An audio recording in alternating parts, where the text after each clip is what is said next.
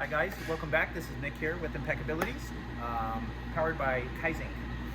Today we're going to be setting up a job for printing sleeves on short sleeve shirts. So if you come over here, what you want to do first is you want to get your test print. So what we're going to do is we're going to take one of our lasers, and we want to be an inch up from the collar, or I'm sorry, from the sleeve, from the opening of the sleeve. So what you're going to do is you're going to laser to the bottom of your graphic,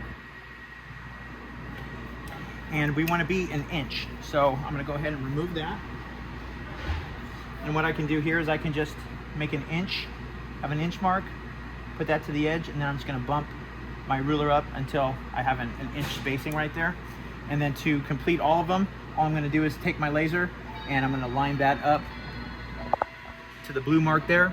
And setting up the pallets, every pallet coming around, you're going to go ahead and line that laser up to it. That's going to give you your inch right there. And then when you go to load the shirt on,